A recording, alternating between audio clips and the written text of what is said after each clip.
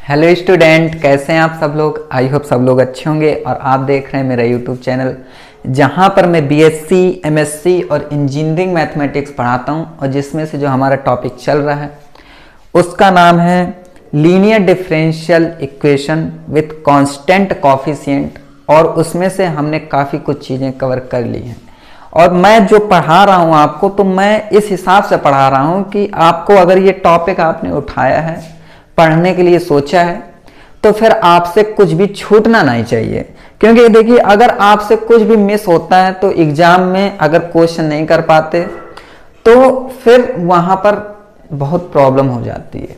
ठीक है, इस वजह से मैं टाइप से टाइप करके मैं क्वेश्चन सॉल्व कराने की कोशिश कर रहा हूं। और यहाँ पर मेथड भी आपको अच्छे अच्छे मेथड के तरीके से समझा रहा हूं कि भाई अगर टाइप फर्स्ट इस तरीके से क्वेश्चन आ जाए तो आप इस तरीके से करिए।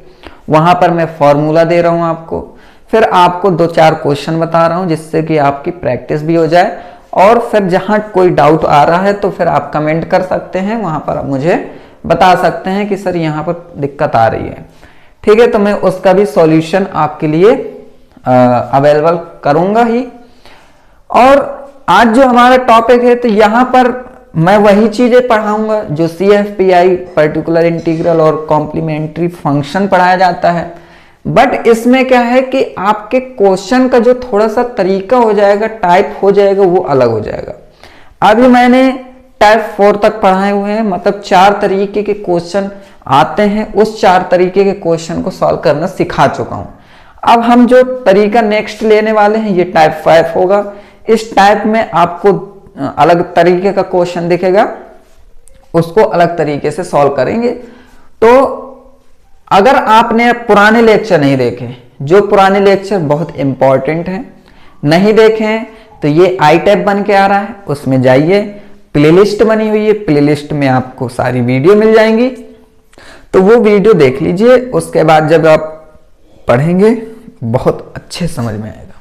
ठीक है, तो चलिए स्टार्ट करते हैं। और स्टार्ट करने से पहले चैनल को सब्सक्राइब कर लीजिएगा और वीडियो को लाइक कर लीजिएगा।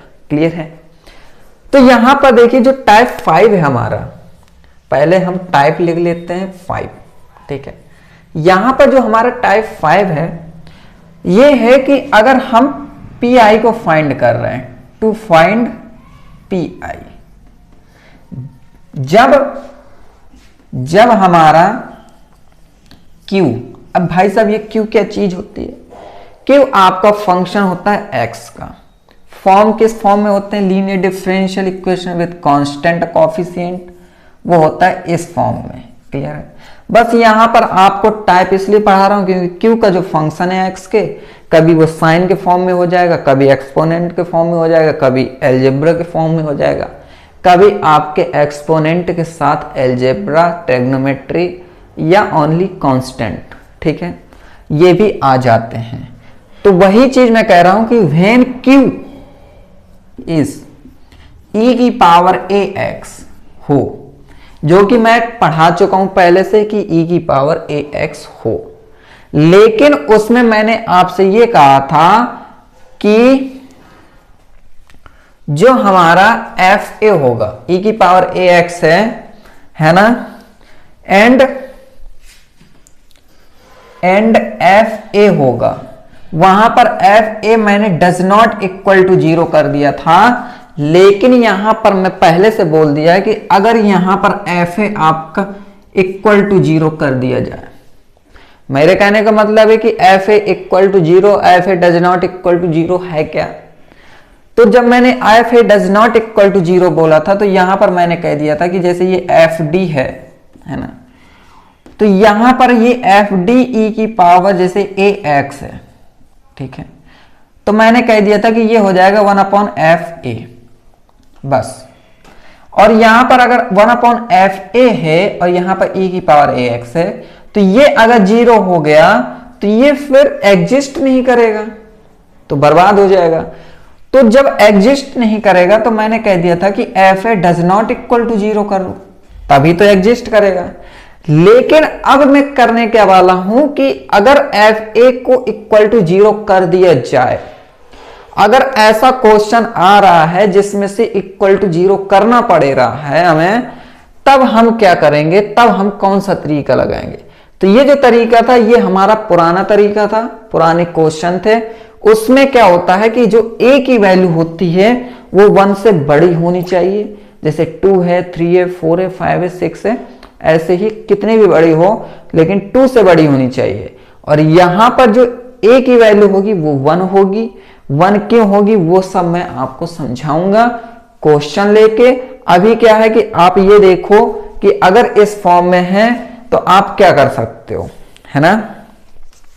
तो इस फॉर्म में है तो आपको ये अगर इस तरीके का लिखा है यहां पर फिर से 1/fd, ठीक है, e की पावर ax फिर से लिखा हुआ है। जब fa इज इक्वल टू 0 होगा तो यहां पर हम सिर्फ लिखेंगे कि f d प्लस a, ये लिखेंगे, e की पावर ax को बाहर करेंगे और यहां पर लिखेंगे 1, ठीक है। तो अब हम जो तरीका अपनाएंगे वो तरीका ये वाला अपनाएंगे। ये फॉर्मूला अलग है और ये फॉर्मूला अलग है। ये फॉर्मूला उस फॉर्मूला का है जब fa does not equal to 0 है, ये फॉर्मूला उसका है जब fa इक्वल टू 0 है। तो कंफ्यूज बिल्कुल नहीं होना है, आपको ध्यान से समझना है, अच्छे से समझना है, फोकस होकर समझना है कि यहां पर जो ये क्वेश्चन देखिए, क्वेश्चन दोनों में सेम टू सेम दिखेंगे आपको, लेकिन आपको फर्क कैसे देखना है वो मैं फर्क अभी समझाऊंगा। क्लियर है। तो चलिए अब इतना नोट कर लीजिए पहले। इसको नोट करने के बाद फिर हम क्वेश्चन लेते हैं, उस क्वेश्चन के माध्यम से जानने की कोशिश करेंगे कि ये है क्या चीज, ठीक है।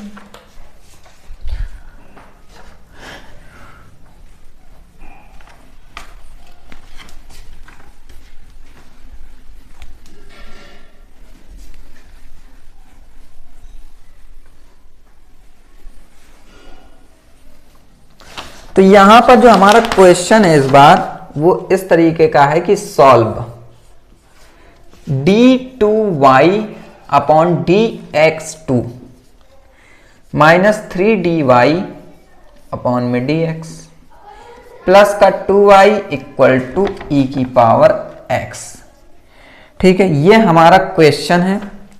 कहने का मेरा मतलब ये है कि इसी तरीके का क्वेश्चन मैंने पहले भी करा चुका हूं। वहां पर जो x था वो सिंगल नहीं था, उसके साथ a लगा था, इसके साथ भी a लगा है। उसमें a की वैल्यू 2, 3 ऐसे होती है, इसमें a की वैल्यू 1 है, ठीक है। अब ये मैं क्यों कह रहा हूं, अगर 1 से बड़ी भी हो गई तो क्या होगा, तो वो भी मैं बता रहा हूं। अभी कुछ क्वेश्चन ऐसे लूंगा जिसमें से a की वैल्यू 2 और 3 भी होगी, ठीक है। तो क्वेश्चन आपके दोनों सेम टू सेम होंगे, लेकिन पता कैसे चलेगा, वो पता अभी कैसे चलेगा वो भी मैं बता रहा हूं। तो सबसे पहले तो आपको CF निकालना पड़ेगा, ठीक है।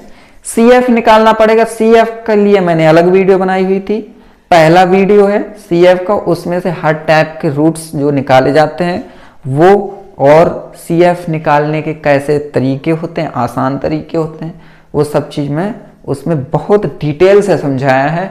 5-6 क्वेश्चन लेके समझाया है, जिस हिसाब से आपको अलग अलग क्वेश्चन हैं उसके, और उसी तरीके के क्वेश्चन ही आते हैं। उससे बाहर कोई भी अगला ऐसा क्वेश्चन नहीं होगा जो मेरे समझाए हुए क्वेश्चन से अलग हो। तरीका सब में सेम ही तरीका होगा। क्लियर है। तो ये हो गया d2y माइनस 3dy प्लस का 2y इक्वल टू e की पावर x। फिर y कॉमन ले लेंगे तो d स्क्वायर माइनस का 3d प्लस का 2 और y कॉमन है एंड e की पावर x। क्या ये form F D y is equal to Q के फॉर्म में नहीं है क्या? बिल्कुल है कि नहीं है? क्यू जो है वो हमेशा साइन का फंक्शन रहेगा, जो कि अभी भी दिख रहा है और आगे भी मैंने इससे पहले भी दिखाया है, आगे भी x के ही फंक्शन होंगे, कोई भी यहाँ पर y का फंक्शन नहीं होना चाहिए। ठीक है, तो अगर ये इस फॉर्म में है तो अब हम एक्सिलरी इक्वेशन निकालेंगे। एक्सिलरी इक्वेशन निकालने का तरीका होता है कि d की जगह m लिखना होता है और हमें इक्वल टू डायरेक्ट 0 रख देना है, ना तो y लिखना है ना तो ये लिखना है। ठीक है, ये बात हो गई। अब यहाँ पर फॉर्मूला, इसको रूट निकालेंगे तो 2 1 जा 2, तो यहाँ पर एम स्क्वायर माइनस का 2m माइनस का m प्लस का 2, 2 1 जा 2 इक्वल टू 0। तो यहाँ पर m minus 2 and m minus 1। Clear है? ये हमारे रूट निकलेंगे। इस रूट निकलने के बाद हम कहेंगे कि m1 की वैल्यू हो गई 1 एंड m2 की वैल्यू हो गई 2। ठीक है, यहां पर भाई साहब दोनों रूट निकले हैं। अब दो रूट निकले हैं तो हम CF लिखेंगे। ठीक है, तो CF निकालने का तरीका था C1 e की पावर m1x मतलब सिर्फ x प्लस C2 e की पावर m2x मतलब 2x। क्लियर है? ये हो गया, तो CF निकल आया हमारा। CF के लिए मैंने पहले से बोल दिया है कि भाई वीडियो आपको देखनी है तो पहली वीडियो देखिए, जिससे कि आपको इसका फॉर्मूला पता चले, इसके तरीके पता चले। बीच में आने से कोई फायदा नहीं होता। बीच में अगर कोई स्टोरी भी सुना रहा है, अगर बीच में आप आ जाएंगे तो इस स्टोरी का मतलब ही नहीं पता चलेगा। इसी तरीके से ये होते हैं कि लेक्चर होते हैं, तो लेक्चर आपको शुरू से देखनी चाहिए कि इसकी स्टार्टअप कैसे हुई, तभी आपको समझ में आएंगे। अगर आप बीच में आ गए तो फिर आपको थोड़ा सा प्रॉब्लम हो सकती है। अब हम PI निकालने की बात कर रहे हैं। ठीक है, PI निकालने में क्या होता है कि यहां पर 1/FD e की पावर ax था। क्लियर है? तो इसको मैंने क्या किया था कि e की पावर ax था 1/FD प्लस a एंड यहां पर 1। क्लियर है? लेकिन भाई साहब मैंने अभी आपसे कहा कि पता कैसे चलेगा कि इसमें ये वाला फॉर्मूला लगाना है कि इससे पुराना जो मैंने फॉर्मूला भी बताया वो लगाना है। तो वो मैं बता रहा हूं अभी। पहले आप अगर इसको इस तरीके से लिखो, पहले FD की वैल्यू लिखो। लिखा d square minus 3d plus का 2, ये लिख सकते हो। या फिर ये नहीं लिखना है तो आप इस तरीके से d minus 2 and d minus 1 लिख सकते हो, क्योंकि इसी का ही सॉल्यूशन है। ठीक है, क्या लिख सकते हो? d minus 2 and d minus 1 लिख सकते हैं कि नहीं लिख सकते? बिल्कुल लिख सकते हैं। अगर इसको इस तरीके से लिखा और यहां पर e की पावर ax क्या है? e की पावर x। अब उसमें क्या था कि d की जगह अगर आप a लिख रहे हो और वो यहां पर सेटिस्फाई हो रहा है तो चलो ठीक है, सेटिस्फाई नहीं हो रहा है तो फिर दिक्कत है। तो यहां पर अगर मैं a की जगह यहां पर 1 है तो 1 लिख रहा हूं, तो 1 माइनस 2, तो यहां पर तो -1 आ रहा है, लेकिन मैं यहां 1 रख दूंगा तो 1 माइनस 1 0 आया, मतलब ये अनडिफाइन हो जाएगा, एग्जिस्ट नहीं करेगा। ठीक है, इस वजह से जब ये ऐसा हो, कोई ऐसा हो कि आप जैसे यहां पर 1 रख रहे हो, ये एग्जिस्ट नहीं कर रहा है, तो कह सकते हैं कि फिर मैं ये वाला फॉर्मूला लगाऊंगा, तभी तो एग्जिस्ट करेगा। और अगर ये ऐसा होता कि यहां पर d माइनस 2 है और यहां पर मान लीजिए d माइनस 3 होता, ठीक है, तो फिर यहां पर 1 रख सकते हैं आप। ठीक है, तो यहां पर 1 रख सकते हैं क्योंकि यहां पर 0 नहीं होगा, इसमें से कोई 0 नहीं होना चाहिए। अगर इनमें दोनों में से कोई 0 हो गया घटाने में तो फिर आपको ये फॉर्मूला लगाना है, और अगर 0 नहीं हुआ तो आपको वही पुराना फॉर्मूला लगाना है कि सीधे d की जगह a रख दो, बस सॉल्व कर दो। ठीक है, तो यहां पर क्या था? 1 था। अब मैं यहां 1 नहीं लिख सकता हूं, इस वजह से हम क्या करेंगे कि इसमें सिर्फ जहां वही 1 रखना है जहां पर ये 0 नहीं हो रहा है। ठीक है, तो यहां पर 1 कर लीजिए। क्यों? क्योंकि इसने पहले से ही बोला कि यहां पर FD प्लस a करना है कि नहीं करना है, एंड यहां पर e की पावर ax लिखना है और यहां पर 1 लिखना है। तो d प्लस a किस में करना है? इसमें करना है, इसमें नहीं करना है। अगर आपने इसमें कर दिया तो गड़बड़ हो जाएगी। क्लियर है? इसमें कर दिया तो गड़बड़ हो जाएगी, इसमें करना है तो इसमें d की वैल्यू क्या रखनी है? आपको वैल्यू क्या करनी है? d की जगह सिर्फ 1 लिखना है।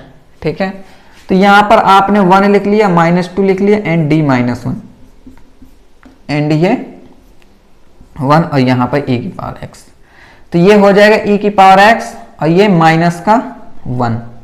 ठीक है, एंड ये हो जाएगा 1/d माइनस 1। ठीक है, ये हो गया और यहां पर 1 लगा है। क्लियर है? अब आपको करना क्या है कि ये 1 है तो सिर्फ e की पावर माइनस एक्स रखिए, यहाँ पर d माइनस 1 ऊपर ले जाए तो माइनस का 1 हो जाएगा और ये 1 रहेगा। क्लियर। अब क्या करना है, इसका एक्सपेंशन खोल दीजिए, मैंने बाइनोमियल एक्सपेंशन बताया हुआ है। तो e की पावर x और इसका एक्सपेंशन होता है, अब एक्सपेंशन करने के लिए 1 माइनस एक्स होना चाहिए। अब यहां पर क्या d माइनस 1 है, 1 माइनस डी होना चाहिए, तो माइनस कॉमन ले लो। तो जैसे ही माइनस कॉमन लेंगे तो ये हमारा प्लस हो जाएगा और ये हो जाएगा 1 माइनस डी की पावर माइनस 1। क्लियर है, यहां पर 1। इसका एक्सपेंशन होता है 1 माइनस एक्स की पावर माइनस 1 का, 1 plus x plus 2x, sorry 1 plus x plus x square plus x cube, इस तरीके से एंड सो ऑन। ठीक है, तो ये है, तो यहां पर e की पावर x ये हो जाएगा 1 प्लस का d, प्लस का d स्क्वायर नहीं करना है। क्यों नहीं करना, क्योंकि फिर ये कुछ नहीं हो जाएगा, है ना। तो ये हो गया।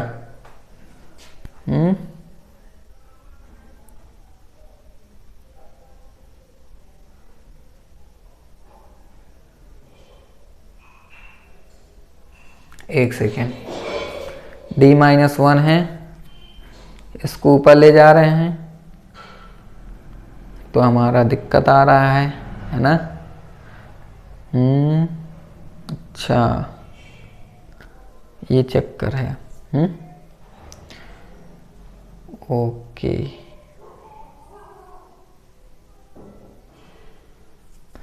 जैसे ये हो गया d minus 2 and d minus 1। ठीक है, तो अब क्या करें, एक सेकंड रुकेंगे आप, हम यहाँ पर थोड़ा सा डिफरेंट तरीके से सॉल्व करना चाहते हैं। यहाँ पर आप वैल्यू ना रखो आप, ठीक है। जैसे वैल्यू नहीं रखते हैं हम तो क्या हो जाएगा, गड़बड़। हाँ, यहाँ पर d प्लस ए करना है ना, सॉरी मैंने सिर्फ d प्लस ए करना है, मतलब यहां पर भी d प्लस ए, यहां पर भी d प्लस ए, ऐसा करना है आपको। ठीक है, तो यहां पर d प्लस ए करना है, यहां पर वही वैल्यू रखो। ठीक है, कैसे मैं समझा देता हूं। यहां पर आप 1 माइनस 2 रख दो। ठीक है, यहां पर क्या करना है, d प्लस ए करना है। एक सेकेंड, हाँ ये करना था यहाँ पर कि अगर ये जो देखिए सेटिस्फाई हो रहा है तो इसमें पहला वाला लगाओ कि सीधे d की जगह a रख दो, मतलब a की वैल्यू 1 रख दो, 1 माइनस। लेकिन यहाँ पर सेटिस्फाई नहीं हो रहा है, मतलब 1 माइनस 1 नहीं लिखना है, तो यहाँ पर आप लिख सकते हैं d प्लस 1। ठीक है, d प्लस 1 माइनस 1, ये करेंगे आप। क्लियर है, ये चीज है करनी है, याद रखिए। फिर से समझिए, यहां पर देखिए जीरो तो नहीं हो रहा है, इस वजह से सिर्फ यहां पर वही वैल्यू रखनी है जो a की वैल्यू, a की वैल्यू क्या है, यहां पर 1 है, 1x है ना, इसलिए आपको d की जगह 1 रख देना, रख दिया। यहां पर d माइनस 1 है तो यहां पर 1 रखेंगे तो 0 हो जाएगा, तो ये एग्जिस्ट नहीं करेगा, इसलिए यहां पर d प्लस ए करना है, ये वाला। ठीक है, तो d प्लस ए इसमें करना है, तो d प्लस 1 कर दिया, तो यहां पर e की पावर x और ये माइनस का 1 हो गया। ठीक है, तो ये सिर्फ माइनस का e की पावर x हो गया। क्लियर है, और यहां पर ये 1 से ये 1 कैंसिल हो गया, तो ये हो गया 1 अपॉन डी। ठीक है, और ये 1। क्लियर है, तो देखिए यहां पर एक चीज हमेशा याद रखिए कि d की वैल्यू होती है d अपॉन डी एक्स, जो डिफ्रेंशिएट करते हैं। लेकिन अगर ये 1 अपॉन डी है तो इसका मतलब होता है इंटीग्रेशन। ठीक है, क्या होता है, इसका इंटीग्रेशन होता है, तो ये सिर्फ dx होता है। क्लियर है, तो ये याद रखिएगा कि 1 अपॉन डी है तो इसका इंटीग्रेशन, तो 1 अपॉन डी मतलब इंटीग्रेशन है, dx है, तो इसका क्या होगा इंटीग्रेशन, 1 का इंटीग्रेशन क्या होता है, x होता है। तो यहां पर मैं कह सकता हूं e की power x into x. Clear है, तो ये हो गया हमारा फाइनल आंसर। तो ये सब चीजें ना करिए आप। क्लियर है, ये सब चीजों में न पढ़ेंगे आप, जितना मैंने अभी ये बताया बस उतना करना है कि यहां पर ये देखना है कि इसमें से जीरो जो हो रहा है वहां पर d प्लस ए, और जो जीरो नहीं हो रहा है वहां पर सिर्फ d की जगह a। क्लियर है, तो ये हो गया हमारा। ओके, तो अब हम क्या करेंगे कि एक क्वेश्चन और लेते हैं, उस क्वेश्चन के माध्यम से आपको और समझाने की मैं थोड़ा सा कोशिश करूंगा। ठीक है, चलो एक क्वेश्चन और लेते हैं।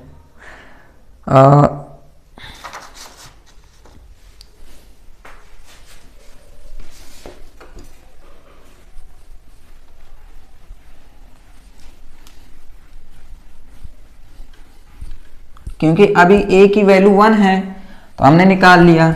मान लीजिए a की वैल्यू मैं 1 से ज़्यादा ले लूँ तो फिर कैसे सॉल्व करेंगे, तो वो भी तो तरीका पता होना चाहिए आपको, है ना। और तरीका सेम है, जो अभी तरीका लगाया वही सेम है, लेकिन एक क्वेश्चन और करने से ये फायदा हो जाएगा कि आपको और अच्छे से समझ में आ जाएगा। जैसे मान लीजिए ये लिखा है हमारा d³ -7d प्लस का 6y e⁻² 2x। क्लियर है। अब देखिए यहां पर क्या है, 2 है a की वैल्यू, है ना। यहां पर a की वैल्यू कितनी दे दी, 2 दे दी। तो पहले तो हम एक्सिलरी इक्वेशन निकालते हैं, प्लस का 6 = 0। अब एक्सिलरी इक्वेशन निकालने का बेस्ट तरीका क्या है, यहां पर आप सेटिस्फाई करा लो। कैसे कि यहां पर 0 आना चाहिए, ऐसी कोई वैल्यू देखो। 1 देख रहे हैं तो 1 - 7 तो कितना आ रहा है, 1 - 7 6 आ रहा है। तो ठीक है, यहां पर 1 रख रहे हो, अगर 7 1 + 6 = 0 तो कितना आ रहा है, 0 आ रहा है ना। तो मैंने क्या किया कि m = 1 लिखा। अगर m = 1 है तो मैं लिख सकता हूं m - 1 = 0। ठीक है, तो हम क्या करते हैं कि हमें कितने निकालना है, क्यूब निकालना है, मतलब 3 रूट निकालना है। तो हम m - 1 को 3 बार यहां पर इस तरीके से रखा करते हैं, m - 1 m - 1 एंड m - 1 = 0। अब इसको सेटिस्फाई कराने का बेस्ट तरीका क्या है कि इसमें से मल्टीप्लाई ऐसा कराना है कि m³ बन जाए। तो मैं m² मल्टीप्लाई कराऊंगा तो m³ बन जाएगा, लेकिन मैं आगे m² मल्टीप्लाई कर रहा हूं तो माइनस का m² हो रहा है, और माइनस का m² हो रहा है, लेकिन यहां पर m² नहीं है। मतलब एक m² माइनस का होगा तो एक m² प्लस का होना चाहिए, तभी तो वो दोनों 0 हो जाएंगे ना। तो यहां पर प्लस का m² करने के लिए मैं प्लस का सिर्फ m लूंगा, तो ये m² कर देगा कि नहीं कर देगा, मल्टीप्लाई। फिर ये क्या हो जाएगा, माइनस का m हो जाएगा, माइनस का m, और यहां पर कितने चाहिए, 7m है माइनस के, तो एक माइनस का m है तो कितने चाहिए हमको, 6 चाहिए। तो मैं लिख सकता हूं यहां पर माइनस का 6m। ठीक है, तो यहां पर माइनस का 6m लिखा, तो ये सॉरी माइनस का 6 लिखेंगे, तब ये जाके माइनस का 6m होगा मल्टीप्लाई करना, एंड माइनस माइनस प्लस हो जाएगा, 6 1 जा 6, तो ये प्लस का 6 है। तो यहां से अब मैं m - 1 कॉमन ले सकता हूं, और यहां पर हो जाएगा m² प्लस का m माइनस का 6 = 0। ठीक है, तो ये m - 1 इसका हो जाएगा m², और ये घटाना है इसलिए 3m माइनस का 2m, 3 2 जा 6 एंड माइनस का 6 = 0।